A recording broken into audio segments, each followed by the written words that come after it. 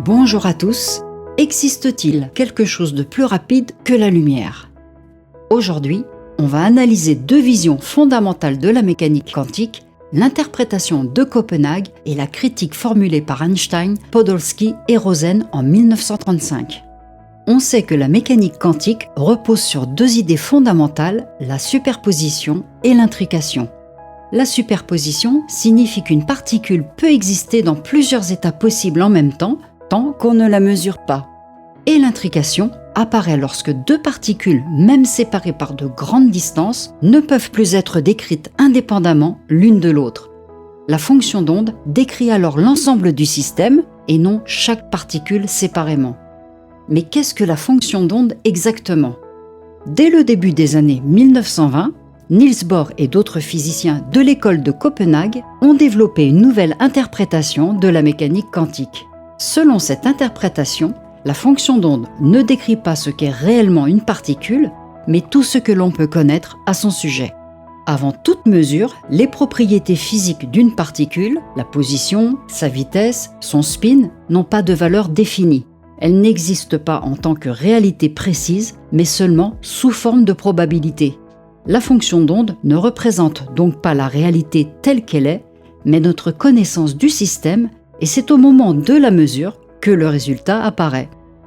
Lorsqu'on effectue une mesure, la fonction d'onde s'effondre, ce qui signifie que la particule adopte une valeur précise correspondant au résultat observé. Cette approche radicale souligne que la mécanique quantique ne prédit pas des résultats exacts, mais uniquement les probabilités d'obtenir telle ou telle valeur. Mais cette interprétation a suscité des débats.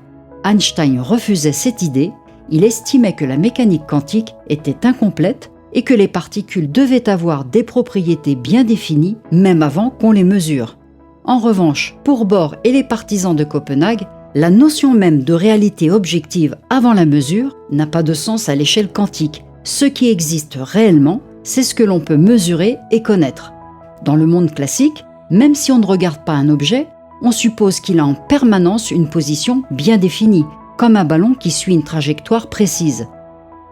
Mais en mécanique quantique, au contraire, on ne peut pas dire où se trouve une particule avant de la mesurer. Sa position n'est pas définie tant que la mesure n'a pas lieu. Mais Einstein n'est pas convaincu de cette interprétation de Copenhague. Au bout de 15 ans de réflexion, en 1935, il participe à une conférence et propose le fameux paradoxe EPR, une expérience de pensée du nom de ses auteurs, Einstein, Podolsky et Rosen, qui repose sur les points suivants. La fonction d'onde conduit à des corrélations instantanées à distance, appelées non-localité. Mais pourquoi arrive-t-il à cette conclusion? En mécanique quantique, la fonction d'onde ne décrit pas chaque particule séparément, mais l'état global du système. Lorsque deux particules ont interagi, cette interaction peut faire en sorte qu'on ne puisse plus décrire chaque particule séparément. Le système est alors décrit par une seule fonction d'onde commune qui contient l'information sur les deux particules à la fois, même si elles sont ensuite très éloignées. On dit qu'elles sont intriquées. Et c'est précisément cette description globale par une fonction d'onde unique qui explique pourquoi une mesure sur l'une des particules a des conséquences immédiates sur l'autre. Quand on mesure une propriété sur la première particule, la fonction d'onde globale s'effondre, et cet effondrement fixe instantanément l'état de la seconde particule, quelle que soit la distance qui les sépare. Cette instantanéité apparente est ce qu'on appelle la non-localité. Et pourquoi cela posait problème à Einstein? Pour lui, une influence instantanée à distance contredit le principe de localité, car rien ne peut agir plus vite que la lumière. Il en concluait donc que la fonction d'onde ne pouvait pas être une description complète de la réalité, il devait exister des variables cachées ou une théorie plus profonde. Prenons un exemple. Imaginons qu'un photon très énergétique, au voisinage d'un noyau, se transforme en deux particules, un électron et un positron, son antiparticule. Cette transformation, appelée création de paires, est imposée par un principe fondamental de la physique, la charge électrique totale doit être conservée. Le photon étant électriquement neutre, il ne peut engendrer qu'une paire de particules de charge opposée dont la somme est nulle. Chacune de ces particules possède une propriété quantique appelée spin qui, comme la charge, doit être conservée lors de la transformation. Donc si le photon initial avait un moment cinétique total nul, alors l'électron et le positron doivent ensemble avoir un spin total nul aussi. Si l'électron est mesuré avec un spin vers le haut, alors le positron devra nécessairement avoir un spin vers le bas, et inversement. L'orientation exacte du spin n'est pas fixée à l'avance, elle peut être verticale, horizontale ou selon n'importe quelle autre direction. Selon la mécanique quantique, avant toute mesure, l'électron n'a pas une orientation de spin bien définie. Il est dans une superposition de toutes les directions possibles.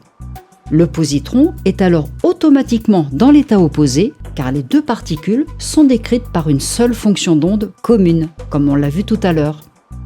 Par exemple, si on mesure le spin et que le spin de l'électron pointe à 12,5 degrés par rapport à l'axe horizontal de référence, alors le spin du positron pointera à 12,5 plus 180 degrés, ce qui donne 192,5 degrés, soit dans la direction exactement opposée.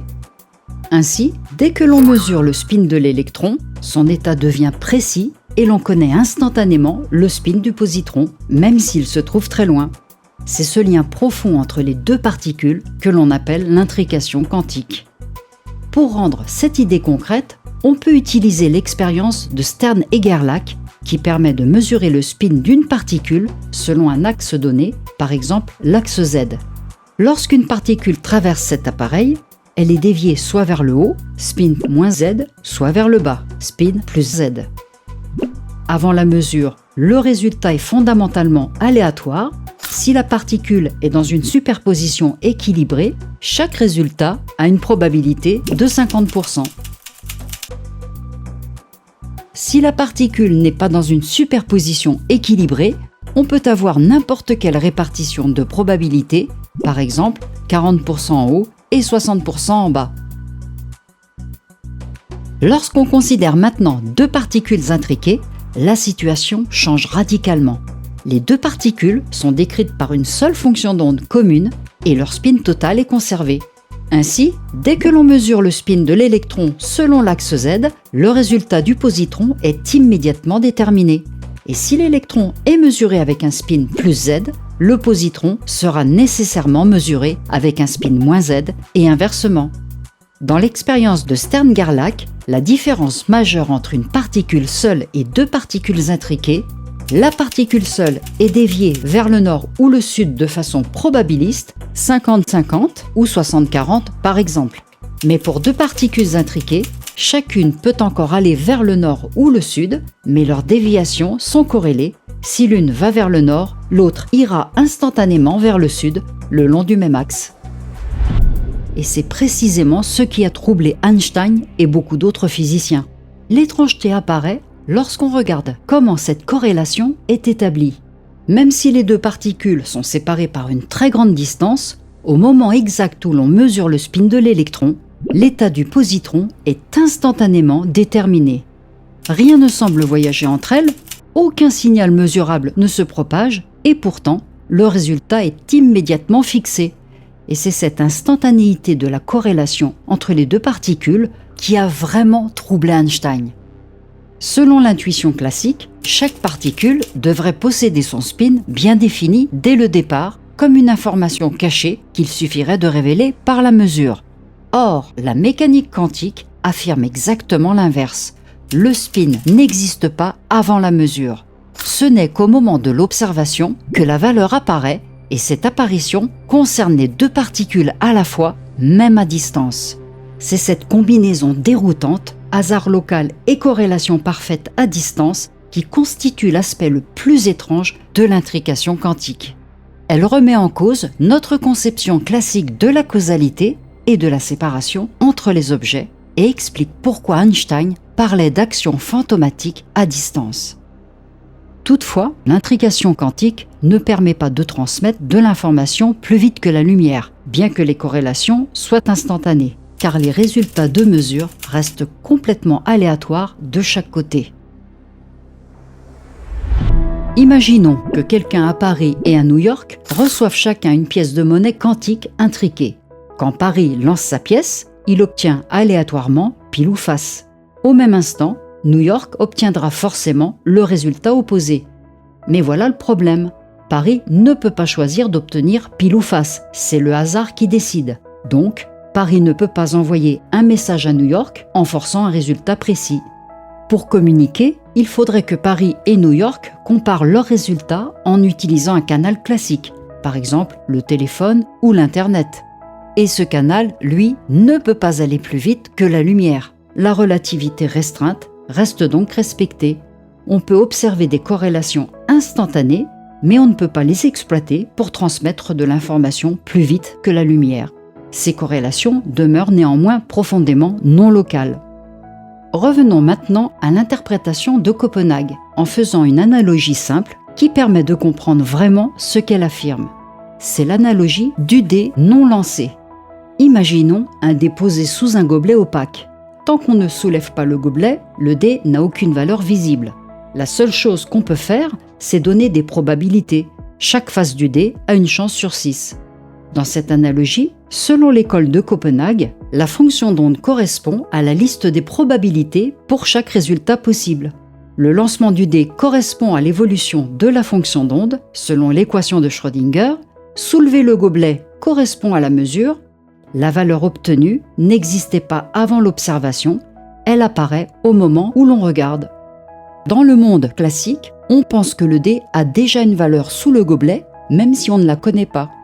Or, l'interprétation de Copenhague dit exactement l'inverse. À l'échelle quantique, la valeur n'existe pas avant la mesure. La fonction d'onde ne décrit donc pas une réalité cachée, mais notre connaissance possible du système. Einstein pensait que le dé avait forcément une face déjà déterminée sous le gobelet, même si cette face est cachée.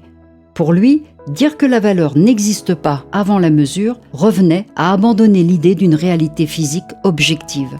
Par contre, pour l'école de Copenhague, mesurer une particule ne révèle pas une propriété déjà existante.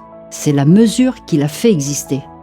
C'est pour cela qu'en 1935, Einstein, Podolsky et Rosen proposent une expérience de pensée destinée à tester la cohérence de l'interprétation de Copenhague. Leur raisonnement repose sur deux principes qu'ils considéraient essentiels. La localité, aucune influence ne peut se propager plus vite que la lumière, et le réalisme, les propriétés physiques existent indépendamment de la mesure. Ils imaginent donc deux particules qui ont interagi, puis se sont éloignées l'une de l'autre tout en restant décrites par une fonction d'onde commune.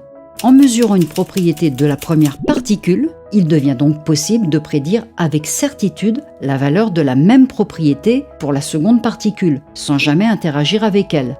Si la mesure effectuée sur la première particule ne peut pas influencer instantanément la seconde, alors cette propriété devait déjà exister avant la mesure. EPR en conclut que deux possibilités seulement sont compatibles avec ce raisonnement. Soit l'interprétation de Copenhague est non locale, puisqu'une mesure affecte instantanément une particule distante, soit la mécanique quantique est incomplète, car la fonction d'onde ne décrit pas toute la réalité physique.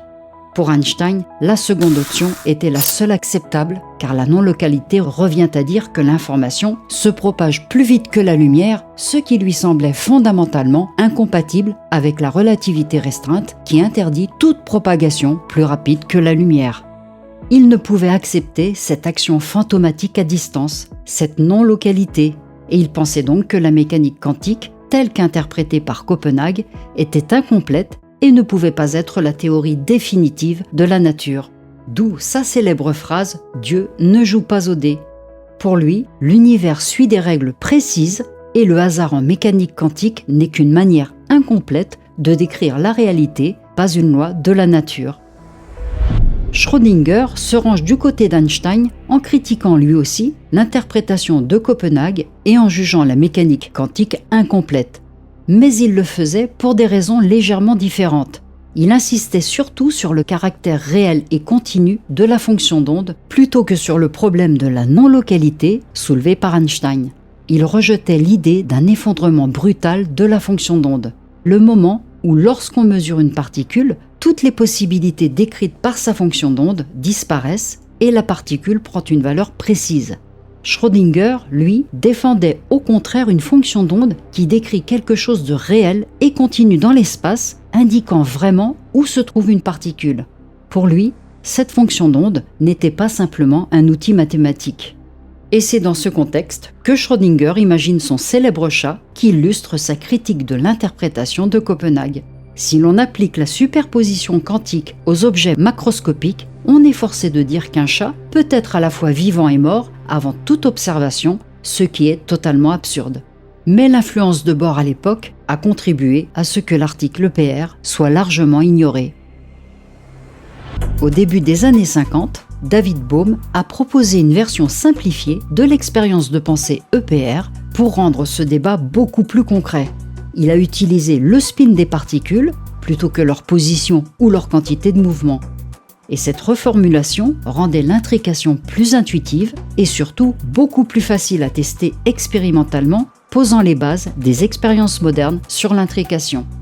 Ainsi, grâce à Bohm et un peu plus tard à John Bell, le problème qui semblait autrefois purement théorique et philosophique est devenu une question expérimentale mesurable permettant de vérifier directement la validité de l'interprétation de Copenhague et la réalité de l'intrication quantique. Et c'est dans les années 60 que John Bell s'intéresse très sérieusement à ce débat entre l'interprétation de Copenhague et la critique EPR. John Bell est impressionné par la rigueur et la logique d'Einstein face à Bohr. Pour Bell, l'argument d'Einstein est convaincant. Soit la nature est non locale, soit il existe des variables cachées. Et il se rend compte alors que, contrairement à ce que pensaient Einstein et ses contemporains, il est possible de trancher entre ces deux options grâce à des expériences concrètes. Mais à l'époque, les expérimentations ne sont pas faciles à réaliser. Il démontre donc mathématiquement que si l'univers suit des règles locales, c'est-à-dire pas d'influence instantanée à distance, avec des variables cachées qui fixent les résultats à l'avance, alors certaines limites mathématiques doivent être respectées. Et ces limites sont appelées les inégalités de Bell. Si l'interprétation de Copenhague est correcte, les résultats expérimentaux violeront donc ces limites. En d'autres termes, si les expériences suivent les prédictions de la mécanique quantique, la nature est nécessairement non locale. John Bell a alors montré que si les particules se comportaient comme des gants classiques, avec leurs propriétés déjà définies dès le départ, il y aurait une limite à la façon dont les résultats des deux boîtes pouvaient être liés. Selon l'interprétation de Copenhague, pour des gants quantiques, les résultats peuvent être beaucoup plus liés que cette limite, ce qui révèle que la mécanique quantique est profondément non locale. Il faut attendre les années 80 pour que les premières expériences physiques soient réalisées, notamment grâce à Alain Aspect et son équipe. En testant les particules intriquées, ils ont montré que les corrélations dépassaient les limites imposées par les gants classiques, exactement comme le prédisait le théorème de Bell. Et ces résultats ont confirmé que la mécanique quantique est vraiment non locale, donnant raison à Bell. Maintenant, on va voir comment se sont déroulées ces expériences.